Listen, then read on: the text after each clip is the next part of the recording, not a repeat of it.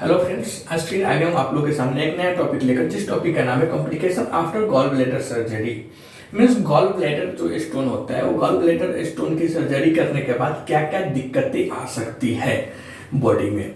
तो आइए हम आज इसी पे डिस्कस करेंगे कि complication after gall bladder surgery, मतलब गॉल ब्लैडर की अगर हम सर्जरी करते हैं, ऑपरेशन कराते हैं, पित्ताशय मतलब पित्त जहाँ पे स्टोर रहता है जिसे हम गॉल ब्लैडर बोलते हैं, तो पित्ताशय की सर्जरी ऑपरेशन कराने के बाद क्या क्या दिक्कतें आ सकती है बॉडी में।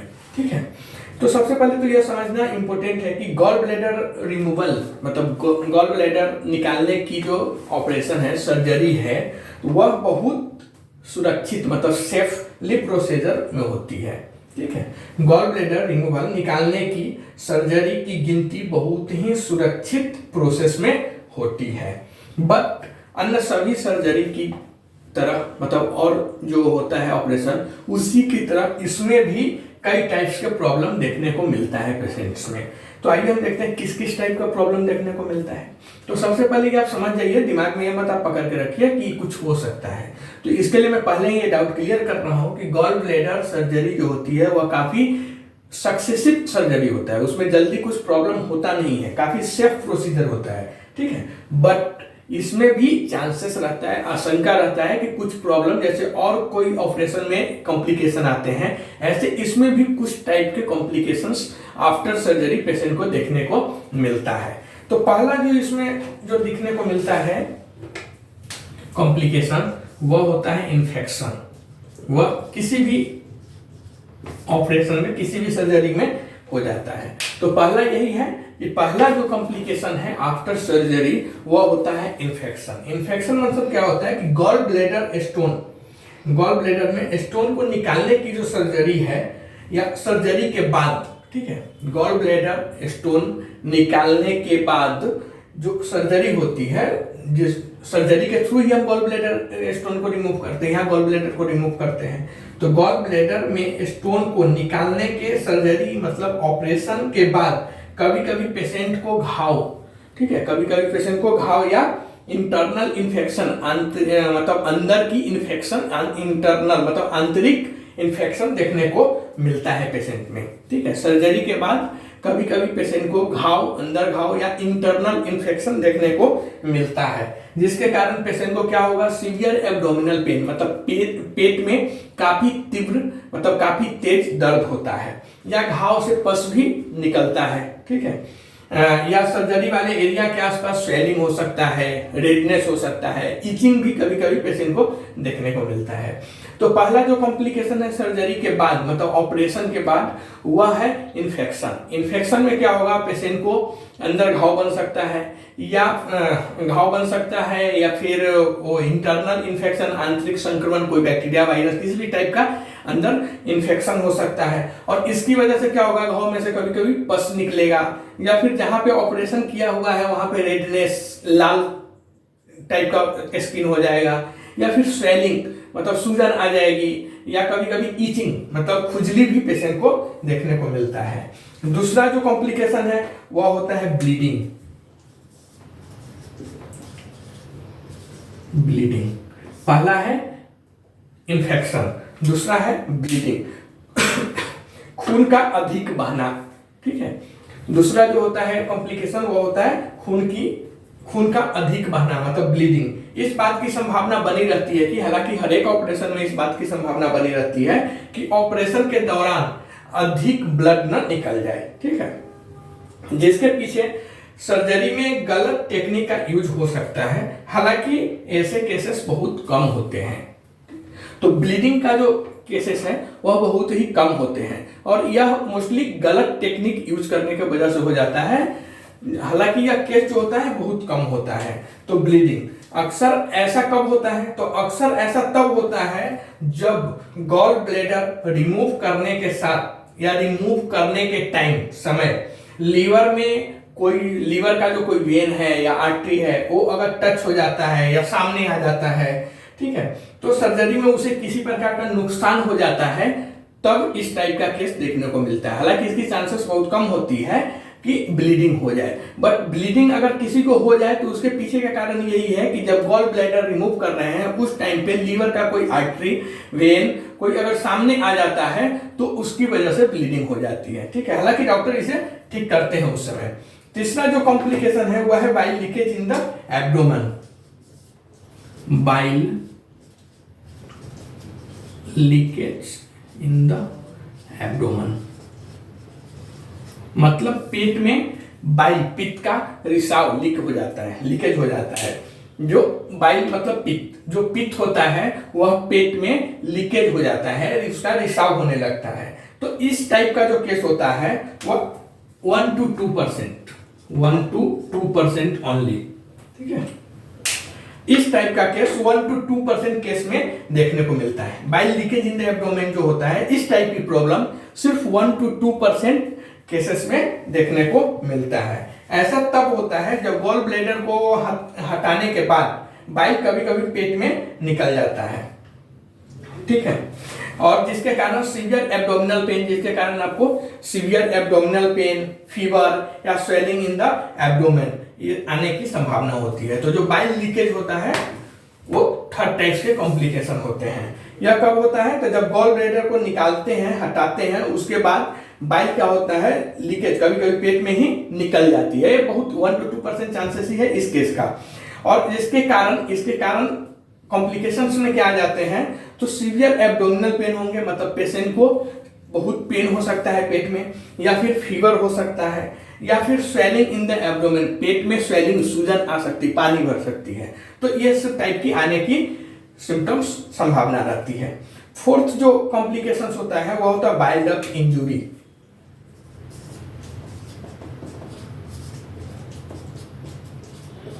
बाइल डक्ट इंजुरी, जो बाइल डक्ट होता है वो टच हो जाने की वजह से, उसमें कुछ इंस्ट्रूमेंट होता है, वो सब टच हो जाने के बाद उसमें नुकसान हो जाता है, बाइल डक्ट का नुकसान हो जाता है।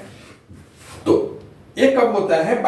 गॉल ब्लैडर को निकालने के सर्जरी के टाइम बाइल डक्ट इंजुरी कब होता है? तो गॉल ब्लैडर को निकालने के सर्जरी के टाइम बाइल डक्ट डैमेज अगर हो गया है, उसको अगर कोई चीज, कोई इंस्ट्रूमेंट की वजह से अगर उसको लग गया है तो फिर क्या होगा? इंजरी हो जाएगा। तो यह कब होगा? गॉल ब्लैडर निकालने के सर्जरी के टाइम बाइल डक्ट अगर डैमेज हो सकती है। हालांकि इसे ऑपरेशन के दौरान ही सर्जन ठीक कर देते हैं और इसका चांसेस भी 1 to 2% रहता है, इसका भी चांसेस ज्यादा नहीं रहता है। ठीक है, नेक्स्ट जो कॉम्प्लिकेशंस है वह होता है एलर्जी टू एनेस्थेटिक ड्रग्स।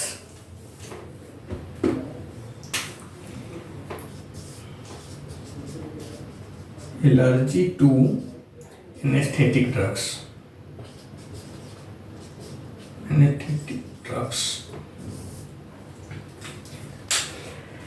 अब एनेस्थेटिक ड्रग्स से एलर्जी कैसे होता है? तो हम सभी जानते हैं कि हर इंसान का जो बॉडी है उसकी सिस्टम वो अलग अलग टाइप के हैं, अलग अलग काम करते हैं। किसी को गेहूं से एलर्जी है, किसी को चावल से एलर्जी है। हम सभी जानते हैं कि हर एक इंसान को एक ही चीज सूट नहीं करता है, हर किसी को अलग अलग टाइप के एलर्जी देखने को मिलते हैं, क्योंकि हर एक इंसान को जो बॉडी अलग अलग टाइप का काम करता है, अलग अलग टाइप का होता है। यही कारण है कि कुछ इंसान का बॉडी, इसी कारण की वजह से कुछ सम पेशेंट्स का जो बॉडी रहता है वह एनेस्थेटिक मतलब भूलसाज की, जो जिसको भुलाने वाली, जो आपको नींद में सुला वगैरह देता है, वैसे जो मेडिसिन होते हैं, इंजेक्शन होते हैं, उससे एलर्जी हो जाता है। मतलब बेहोशी की दवा।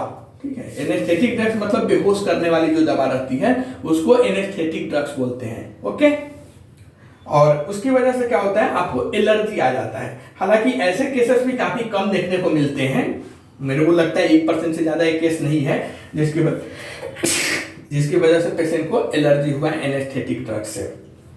ओके, और इसमें क्या हो जाएगा, जैसे पेशेंट को ईचिंग, मेनली एलर्जी वाले जो केस होते हैं उसमें क्या होता है, पेशेंट को ईचिंग मतलब खुजली होने लगता है, और अदर एलर्जी जो रिएक्शंस, कॉम्प्लिकेशंस आते हैं वह सब बॉडी में देखने को मिलता है। नेक्स्ट जो होता है कॉम्प्लिकेशंस वह होता है इंटेस्टाइन और ब्लड वेसल्स प्रॉब्लम।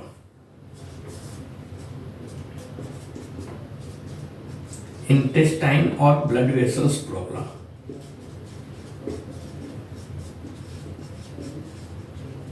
इंटेस्टाइन और ब्लड वेसल्स प्रॉब्लम होता है।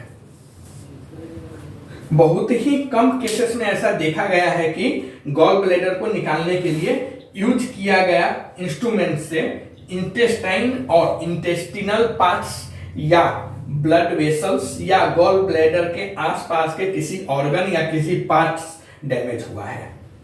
तो 6 नंबर की जो कॉम्प्लिकेशन है, जो इंटेस्टाइन और मतलब या ब्लड वेसल्स प्रॉब्लम, तो इसके लिए आप देखिए कि बहुत ही कम केसेस में ऐसा देखा गया है कि गॉल ब्लैडर को निकालने के लिए यूज किया गया इंस्ट्रूमेंट से, मतलब यूज किया हुआ सर्जिकल जो उपकरण रहता है उससे इंटेस्टाइन और इंटेस्टिनल पार्ट्स और ब्लड वेसल्स और गॉल ब्लैडर के आसपास के किसी ऑर्गन या पार्ट्स का डैमेज हुआ है, नुकसान हुआ है। बट यह चांसेस है कि हो भी सकता है, ऐसा हम इसे डिनाई नहीं कर सकते कि नहीं हो सकता है, हो सकता है। तो ऐसे कंडीशन में जो होता है उसे सर्जरी के टाइम ही जो आपके सर्जन है वो इसको क्योर कर देते हैं, ठीक कर देते हैं। बट एक चांसेस यह भी रहता है कि इंटेस्टाइन या ब्लड वेसल जो आपको ऑपरेशन के टाइम वो जो सर्जिकल इंस्ट्रूमेंट है उससे डैमेज होने का चांसेस रहता है। हालांकि यह केसेस बहुत ही कम है, बट ऐसा चांसेस तो हो ही सकता है। नेक्स्ट जो होता है 7 टाइप्स, वह होता है ब्लड क्लॉटिंग और डीवीटी। ब्लड क्लॉटिंग और डीवीटी, ओके। नेक्स्ट जो कॉम्प्लिकेशंस है वो है ब्लड क्लॉटिंग और डीवीटी। इस टाइप के जो केसेस होते हैं, इस टाइप के मतलब ब्लड क्लॉटिंग और डीवीटी टाइप के जो केसेस होते हैं वह भी बहुत कम देखने को मिलता है या बहुत कम देखा भी गया है, ओके। यह ऐसी स्थिति है जहां इस टाइप के केसेस में, ब्लड क्लॉटिंग और डीवीटी वाले केसेस में, ऐसी स्थिति में जहां ऑपरेशन के टाइम पेशेंट के बॉडी में कोई हलचल नहीं होता है, ऐसा लगता है जैसे पेशेंट ऑफ हो गया हुआ है। तो ब्लड क्लॉटिंग और डीवीटी वाले जो केस रहते हैं उस केस में पेशेंट के ऑपरेशन के टाइम पेशेंट के बॉडी में कोई हलचल नहीं रहता है और ऐसा लगता है कि पेशेंट पूरा ऑफ हो गया हुआ है, मतलब मर गया हुआ है। या पेशेंट के बॉडी में कैंसर का पता चलता है, ठीक है, या पेशेंट के बॉडी में उसमें कैंसर सेल्स वगैरह का पता चलता है। तो ऐसी स्थिति में क्या होता है, ब्लड बॉडी के अलग अलग वेन्स में जाके रुकने लगता है। जो ब्लड है हमारे बॉडी की जो ब्लड है वह वेन्स के अलग बॉडी के अलग अलग वेन्स में जाके, मतलब अलग टाइप्स के वेन में जाके रुकने लगता है, जिसके कारण पेशेंट के बॉडी में या लंग्स में ब्लड का रुकाव हो सकता है। तो ये हमने देखा टोटल 7 टाइप्स के कॉम्प्लिकेशंस होते हैं जो आफ्टर गॉल ब्लैडर सर्जरी के बाद देखने को मिल सकता है, ठीक है। पहला तो जैसे आपने देखा इन्फेक्शन, दूसरा आपने देखा ब्लीडिंग मतलब खून का अधिक बहना, तीसरा आपने देखा bile leakage in the abdomen मतलब पेट में बाइल जो पित्त होता है उसका रिसाव, लीकेज, ठीक है। फोर्थ आपने देखा बाइल डक्ट इंजुरी मतलब जो बाइल डक्ट होता है वह डैमेज हो जाने की वजह से। और आपने नेक्स्ट जो रहा वो एलर्जी टू एनेस्थेटिक ड्रग्स मतलब जो बेहोशी की दवा है उससे किसी पेशेंट को एलर्जी होने की संभावना रहती है। और नेक्स्ट जो इसका कॉम्प्लिकेशन वह है इंटेस्टाइन और ब्लड वेसल्स प्रॉब्लम। और 7 टाइप्स में जब से लास्ट जो टाइप्स है वह है ब्लड क्लॉटिंग और डीवीटी। तो टोटल 7 टाइप्स के जो कॉम्प्लिकेशन होते हैं वो आफ्टर गॉल ब्लैडर सर्जरी के बाद देखने को पेशेंट को मिल सकता है। हालांकि ये जरूरी नहीं कि सब पेशेंट को यही सेम 7 टाइप्स के दिखे, इसमें कोई एक टाइप के दिख भी सकते हैं और नहीं भी दिख सकते हैं। वो पेशेंट के हेल्थ कंडीशन पे भी डिपेंड करता है, जो आपके सर्जन है, जो डॉक्टर है, उनके टेक्निक पे भी या आपके जो हेल्थ वगैरह की जो रिपोर्ट्स वगैरह है उसके ऊपर भी डिपेंड करता है। तो ये दिमाग में नहीं रखना है, आपके डॉक्टर आपके सर्जन जो एडवाइस देते हैं उसको आपको फॉलो करना है, आपको सब चीज सेफली हो जाते हैं। But as a study period ये पढ़ना पड़ता है कि गॉल ब्लैडर स्टडी के बाद क्या क्या कॉम्प्लिकेशन आएंगे। तो ये 7 टाइप्स के मोस्टली कॉम्प्लिकेशंस आते हैं जो गॉल ब्लैडर सर्जरी करने के बाद पेशेंट को देखने को मिलता है। हालांकि यह सभी पेशेंट को नहीं, मैं फिर से एक बार बोल देता हूं कि सब पेशेंट में यह सिम्टम्स या कॉम्प्लिकेशंस नहीं देखने को मिलता है, बट किसी में देखने को मिल भी सकता है, ओके। तो फिर से मिलते हैं नए टॉपिक के साथ आपके साथ नेक्स्ट वीडियो में, तब तक के लिए थैंक यू।